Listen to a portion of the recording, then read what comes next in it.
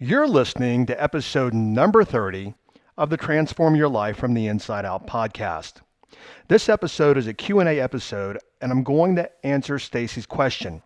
And her question is, Up and Down with Money is my money theme song. How do I stop that? I've got to say that I can relate to that question because that used to be me. And statistically, just even looking at U.S. demographics and money and income and all this kind of stuff, I bet this question probably pertains to you. If it does, stay tuned. Hi, I'm Jim Fortin, and you're about to start transforming your life from the inside out with this podcast. I'm widely considered the leader in subconscious transformation, and I've coached superachievers all around the world for over 25 years. Here, you're going to find no rah-rah motivation and no hype, because this podcast is a combination of brain science, transformational psychology, and ancient wisdom all rolled into one to take your life to levels you've never thought possible.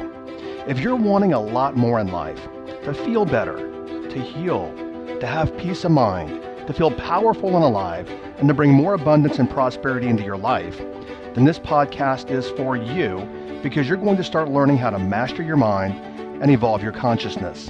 And when you do that, anything you want then becomes possible for you. I'm glad you're here. Okay, so Stacy asked an amazing question. And a lot of you submit questions, and I really appreciate that so much. And obviously, I can only get to so many with one Q&A a week. But as I said before, I look for questions that resonate with a lot of people. And I am sure this resonates with a lot of people because what I've discovered is money is the easiest thing to make, but yet people make it the hardest thing to make. And I have been there. So Stacy obviously has her money song, money goes up, money goes down, and that is her pattern.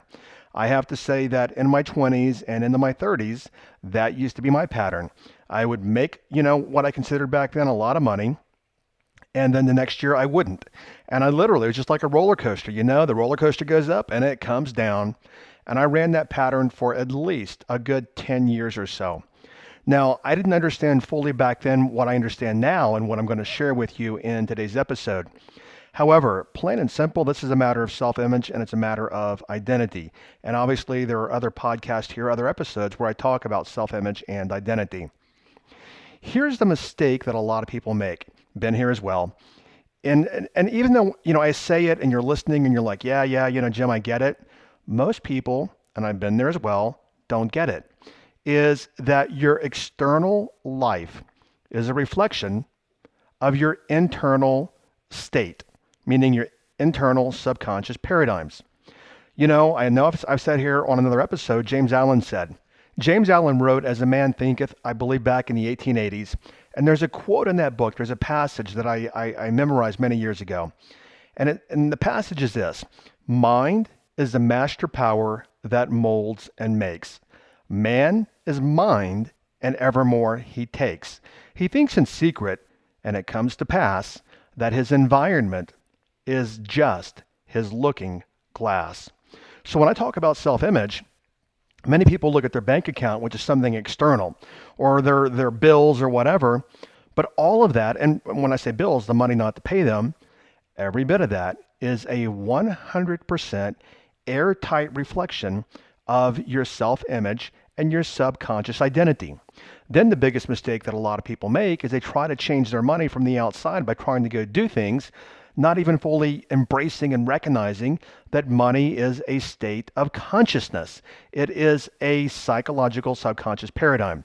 And how you see yourself with and about money in your mind is how it actually manifests in your external world. Let me give you an example here. A thermostat. And when I say thermostat, we have people from all over the world listening, and I think everyone knows what a thermostat is.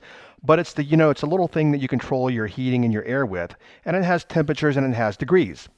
Well, when you look at your external world, imagine that, let's say you set your thermostat at 75 degrees. Well, that's the temperature that you have. Well, we all also have what I call a money thermostat. And whatever money you have in your life is a reflection of that thermostat. So what that means is if you want to make and attract more, I don't want to say make, if you want to attract more money, then change your thermostat.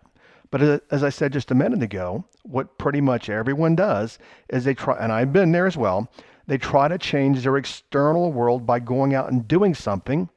But the challenge is even if you go out and do something, if that thermostat internally is like money's hard to key or money's hard to make or whatever or attract or it's hard to hang on to money, doesn't matter what you go out and do to make money, the internal thermostat is always going to air quote win.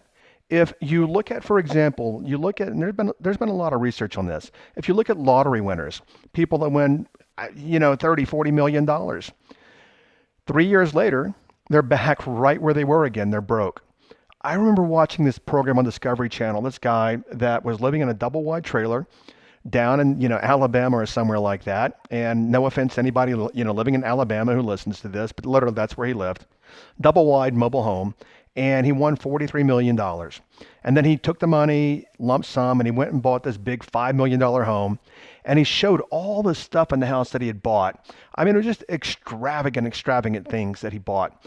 Like a Japanese samurai sword that he paid $100,000 for, and just stuff. Well, in 5 years, he was completely broke. He went through every bit of the money. Now, notice, he was living in a double wide in Alabama because, well, let me put it this way. If you're wealthy, for the most part, you're not living in a double wide in Alabama. You're living in a nice home in a nice neighborhood somewhere. So that tells you where his money prosperity and money consciousness and even his money, the external environment, his money situation was. So then what happens is he won the money, but yet the money's external and it didn't fit his internal subconscious paradigms. So if you could hear the dialogue in your subconscious mind or his subconscious mind, it would be like this. His subconscious mind would be saying things like, you know what? You have all this money and rich people have money, but you're poor. Therefore, I am going to make you squander and lose all the money. Why? Because your external world, it is my job to make your external world congruent with your internal world. Your internal world is broke. Therefore, your external world, we have to get you back there. Another great example is Mike Tyson. Have you ever Googled before, or have you ever heard about how much money Mike Tyson made in his career? I believe he made something like $330 million is what I read. And I don't know that I'm correct, but I did read that he was like near bankruptcy a few years back. Holy cow. How do you make $330 million and squander every bit of it? Well, as I said, what happens on the outside is a reflection of what happens on the inside. Now, I know I've got some people listening that do very well, but you know what? I'm talking to you because I see people making $2, $3, $4, $5 million a year. I've worked with people making, their company makes $100 million a year and they make several million a year net income. So this pertains to every single person listening, including me, that if you're making $70,000 a year, that's where your internal thermostat is. You're making 100, that's where your thermostat. 500 thermostat, 1.5 million thermostat, 10 million thermostat. And wherever you are, and most of us always, we want to go to a higher level in life and emotional fulfillment, you've got to change the thermostat. And let me show you how that plays out in life. You ever noticed before that, and I've trained, I don't know, countless thousands and thousands and thousands of selling professionals over the years, and I see these patterns. You almost never, now you will see an exception to the rule every like 10,000 people, and I'm just making that number up, but it's a lot of people. But you never see anybody making 100,000 in 1 year and they go to 500 the next year. Doesn't happen. What normally happens is they make 100 and then they make 115 and then 127 and 138 and then they'll have a really good year and make 155. And I'm making that up when I say really good year, but what I mean is notice how people stair step. Why? Because their internal paradigm is about, wow, I can't go from 100,000 to 500,000. So what I can do is it's realistic and it's rational for me that if I make 100, yeah, that's cool. I can make 115 next year. I can do that.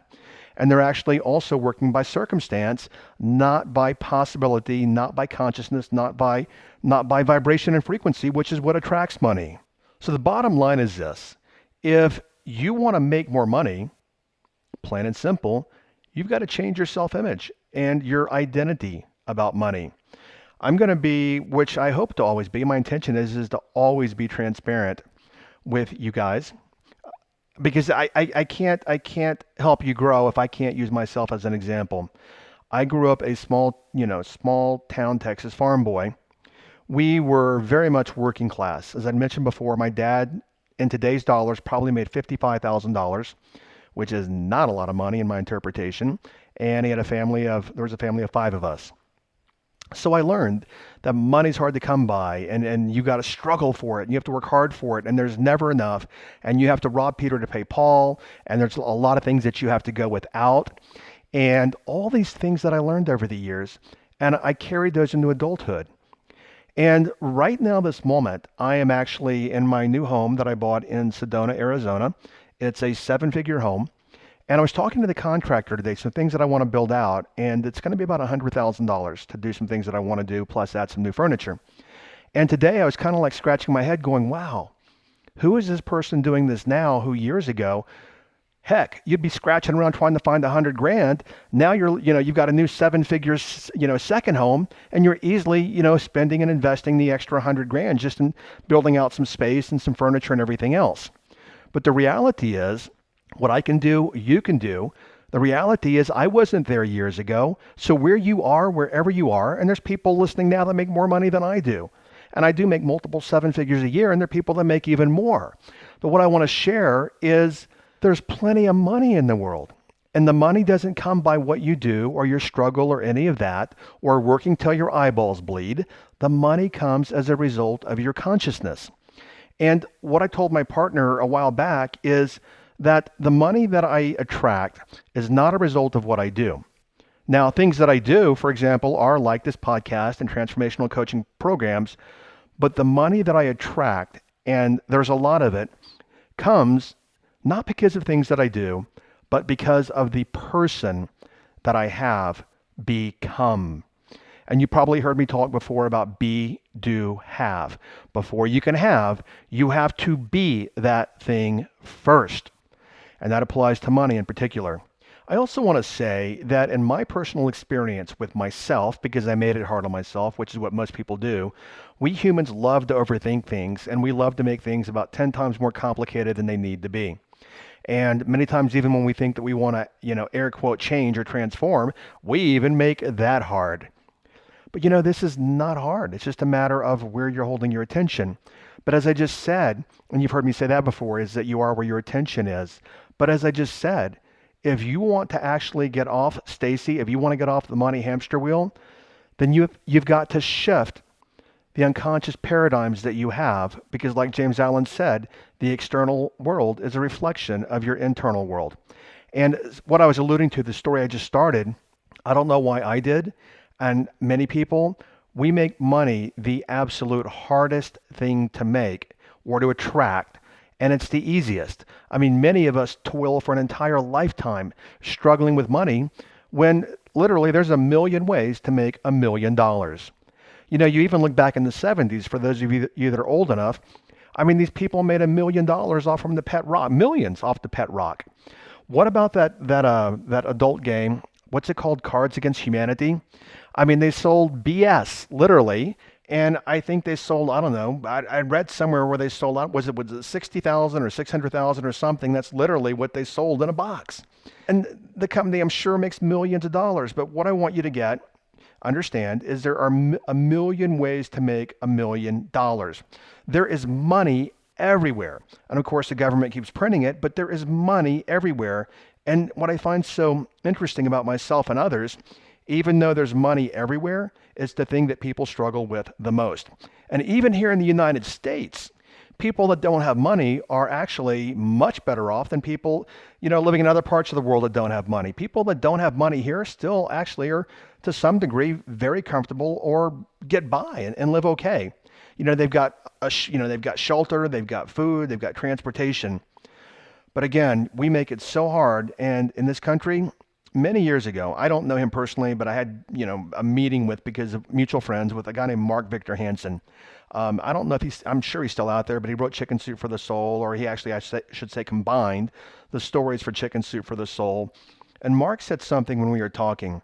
He said, you know what? It's really easy to make it in the United States. All that you have to do is just stay awake. And I've found that to be true over the years. And I even look now and I marvel. I marvel at how many tools that we have at our disposal, which we didn't even have, 10, 15 years ago. And think about 20 years ago. Right now, I reach people all over the world via podcast and, video and all this kind of stuff and social media and Instagram and Facebook and all this stuff. We have all these tools that are pretty much free that we can market and advertise ourselves with, and we can attract people and we can lead people and we can assist people. We didn't have all this years ago. You've got tons and tons of resources at your disposal, but yet most people do not use them. So Stacy, and I'm going to go a little further here, but Stacy, the reason that your money story goes up and down is because that's the story that you have in your unconscious identity. Also, and if you haven't listened to it, maybe you're new to the podcast, I did an episode on how people use the law of attraction to repel money. And I see that more than anything else. What a lot of people have not recognized is, and by the way, I got a chuckle out of this. I don't read the reviews, and I just scanned them, and thank every one of you so much for leaving a review. And if you're listening now and you're enjoying this, please leave a review. But I had to Google my name in my iTunes podcast a couple of days ago because I was looking for some marketing stuff. And as a couple of days ago, I had 306 five-star reviews, and I had one review that actually called me arrogant. Anyone who knows me will tell you that I'm not arrogant, and actually that's not me. What I want to point out is this person was judging the podcast, even though they said they got value out of it, they called me arrogant. Personally, I don't care, because you've heard me say before, you know what? If you care about what other people think, you're never going to do anything. But I always want to show up with respect for everyone. So I use phrases like things like, I want you to get this, or you have to understand this, or most people. And that's just my vernacular, but I want to tell you I've done this a lot of years, and there's truth in those statements. Most people don't get money. They don't understand the psychology of money. So anyway, when I say things like, you have to get this, or I want you to get this, it's simply colloquialism, and it is not arrogance. Okay, so back to what I was talking about. The law of attraction. People don't get it. They don't understand because they think the law of attraction is actually to attract. It should really be called the law of attraction and repulsion, meaning the law actually works either for attracting things to you or repelling things away from you. But people and all the hype and the commercialism, they just call it, a law of attraction. And I once heard somebody say, I read somewhere many years ago, they said, you know what, I'm not making any money because the law of attraction isn't working for me. And I got a good giggle out of that. Why? Because the law of attraction works perfectly for you, me, all of us at all times. So that person who said that was literally attracting a lack of money when they thought they were supposed to, I guess, just stand there and wave the magic wand and go Shazam, and the money's supposed to show up. It doesn't happen that way because the external world reflects your internal world. And if your internal world is poor and has no money, then what happens is the law of attraction repels money for you. Okay, something else here. Been there myself because I grew up, I would say, I keep calling it poor because I think when I look back, it would be lower working class, I guess, if I had to classify it now. But most people work from sustenance, and I watched my parents do that. I never, ever grew up, and it was about abundance and having plenty of money. I watched my parents juggle things all the time to pay bills. I watched my mother ask her parents to borrow money for a lot of years. My dad was also, as I'd mentioned before, was an alcoholic, so he spent a great deal of his life being very, very unproductive. And I grew up till I was 18 years old. As a matter of fact, when I turned, not obviously, but obvious to me, I was going to go to college, and I went to a very good small private school. And my dad literally, when I was 17, said, well, I don't know how you're going to make it. I guess you're going to go in the Army because I'm not able to help you. Well, you know what? That's how he lived his entire life. When I was 12 years old, what he taught me, I was talking about something, and he looked at me and he goes, you know what? I wasn't born under that $1 million star. My father worked from the illusion that money was a matter of luck or something in the universe or whatever. Money comes from your consciousness. Now, speaking of consciousness and abundance and money, I want to segue here for a second and stay with me. One of my best friends is a guy named James Wedmore. And as a matter of fact, I'm doing what I'm doing out in the world to the degree that I'm doing it because of James Wedmore to some very large degree. And James actually is having a workshop coming up, and I believe he calls it Nailing Your Niche. And by the way, some people say niche. But anyway, nailing your niche or your niche, whichever you choose. He's got a training coming up on, I believe, July the 6th and 7th. It's a 2-part training. Go to the show notes over at jimfortin.com, and you can actually get registered for that training. This is, first off, I want to point out, somebody once said to me, Jim, I'm really glad you don't have commercials in your podcast. Will I in the future? Maybe. I don't know. I've had people approach me about that, but just I haven't done it yet. So I don't arbitrarily and commercially promote things from other people. I promote James 100%. His integrity is beyond question. And even more than that, he has the most amazing heart. He truly is all about helping you grow your business. And obviously, when I say nailing your niche, that really is for people that are online marketers, because most people never really think about it to the degree that he's going to train you on, is that the riches are in the niches, as Brendan Richard once said to me. So, and he didn't know who I am now. I'm sure he didn't know, but he and I were talking many years ago, and he actually had a niche. If you don't have a niche, your marketing is too broad. And by the way, I've taught marketing for a lot of years. If you don't have a niche, your marketing is way too broad and you are losing a ton of money. So go to the show notes over at jimfortin.com on this episode, get registered for his training. And I haven't even seen it yet, but I know James, he's also, if you don't know who he is a leader. He's a top, not even 1%, probably a top 0.5% in terms of the impact that he's making in the world, the people that he impacts, his own business growth, and what he's doing in the world. So, okay, changing your money consciousness. In just a moment, I want to refer a couple of books that I refer to every one of my students the very first week they come into what we call TCP, my transformational coaching program. Well, I want to refer to those, but let me share another way that people work backwards, and Stacy's probably doing the same. Most people work backwards, and according to Newton, we live in a cause and effect universe. I believe it's Newton's third law of motion. For every action, there's an equal and opposite reaction, meaning what we put out, like a boomerang, is what we get back. That's also called karma. Here's what a lot of people do, though, is they don't actually apply that to money. And money is also cause and effect. And I used to do the same thing. What 99% of people do is they focus on the effect. Money, money, money, money. I want money. I need money. I want money. I need money. They're not focusing on the cause. And the cause is the value that you create in the world and the value that you place on your value and your level of money consciousness. And by the way, when I say the value, when I say that you have to value the value you create, I believe that's the last podcast or one or two prior to this one. Okay, so what would serve us well is to focus on the cause of money, because money is the effect, and the cause is our consciousness and our value and us valuing our value. But most people focus on the effect. Then what they do is they say, you know what? I want money, want money, want money.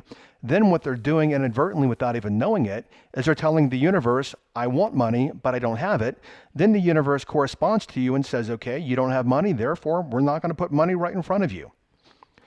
So the two books that I talk about, one is, in my interpretation, one of the best works ever written. You can get it at Amazon for probably $5, and it's called The Complete Works of Florence Scovel Shinn, Shinn. I do want to point out that Florence Scovel Shinn writes the books or her work from a Christian perspective. If that doesn't, and I'm not endorsing that, what I'm just telling you is this: it's not going to resonate with everyone. If you work from that place in life, then great, it's going to resonate. That word, she uses the word God a lot, and the Christian word God. But do what I do. Just replace that with universe or divine force or infinite intelligence or supreme being. Just change that in the way that works for you. But I'm going to tell you right now, the content is A+++. There's another book that I recommend. And I think the guy literally writes under, what's it called? I think a pseudonym. He's not writing under his own name. And it's by Richard Dotts, Dotts. And the book is called Dollars Flow to Me Easily. You get these books. Don't just read them. What we do is we read a book, put it on the shelf. Take the books, put them on your phone. I don't know if you can get money, dollars flow to me easily, but Florence Scovel Shin, you can. Put them on your phone and put them on repeat and listen and listen and listen and listen. You know, years ago when we had tapes, like cassette tapes, I would say wear that cassette tape out, listen to it, integrate it, become, and you will find your life changing significantly. Why? Because you're changing on the inside first. And when you change on the inside, the outside changes automatically. So Stacy, the reason that your money goes up and down is because your internal blueprint is all about up and down. One of my mentors, about 10 years ago, I did a lot of coaching in her company. I don't want to mention her name because she's an extremely private person. Even though her company is a multi-billion-dollar company, she's a real estate broker, not an agent. Well, I mean, I guess she is an agent, but she owns actually she's shutting it down as well. She's approaching 80 years old. But at one point, her company was the same size of Barbara Corcoran's, Barbara Corcoran on Shark Tank. NAR, the National Association of Realtors, has named her one of the top 20 thought leaders in national real estate. This woman is a powerhouse, Dallas business icon. I was fortunate because I was coaching a lot of people in her company. She became one of my best friends, and she became my mentor, which I never expected to happen. And this woman has impacted my life in business more than any other person relative to doing business in the world. And one day we were in the car and she and I were talking and she goes, you know, Jim, my agents just don't get it. They don't understand. She goes, if you're going to be successful, you first have to be successful in your mind. And when it comes to money, if you're going to be rich or even financially stable, you first must be financially stable in your mind, which is your subconscious paradigms. Anything else is going to put you right back on the hamster wheel. Okay, so your transformational takeaway. I wrote this down. It just popped in my head one day, and this is my own phraseology, and it's the phrase that I use for me. And the phrase is this, and this is your transformational takeaway. If I don't have it on the inside first, I'm not going to have it on the outside. Obviously, what I'm saying is if it's not in my unconscious paradigms first, if it's not in my identity first, there's no way I'm going to have it on the outside. And the same thing applies to you, and it's called self-image psychology. And we have a self-image about everything, about money, health, wellness, sex, relationships, everything. And everything in your external life corresponds 100% to everything in your internal thought paradigms. Okay, that wraps up this episode. And the next episode, I just posted an episode, and the episode was about why. Why are you on planet Earth? People all the time ask me, they will say, you know, Jim, how do I find my purpose? And if you're like most people also, you probably have spent a fair amount of your life looking for your purpose. Well, most people are looking in the wrong place. And in the next episode, it's all about what is your purpose. And what I'm going to do is I'm going to share a perspective with you that's different from the paradigm you've been thinking from. Most people, and I've been there, are looking for their purpose in the wrong place. It's kind of like, you know, as I said before, I grew up people laugh because I used to live in New York City, and I've been all over the world now, a great portion of the world, and I've been around some movers and shakers and very influential people. And I guess my point is I've been around some very cosmopolitan, very successful people. I've had celebrity clients, blah, blah, blah, blah, blah. But I literally grew up a small town Texas farm boy, and we did have pigs and chickens and cattle and all this kind of stuff. And if you watch a chicken, chickens will run around and they will scratch for worms. But you know what? Many times chickens are scratching in the wrong place for worms. And the chicken's not going to find a worm until the chicken actually is scratching in a place where there is a worm. So the whole reason for me giving you this story is that most people are looking for their purpose, but they're scratching in the wrong place. So on the next episode, I'm going to share with you my perspective that I learned from a shaman that is my mentor about the right place to find your purpose. Okay, thanks for listening. Thank you for listening to this entire podcast. If you're the kind of person who likes to help others, then share this with your friends and family. You know, if you found value, they will too. so please share via your social media channels. Also, if you have questions, I'm here to assist.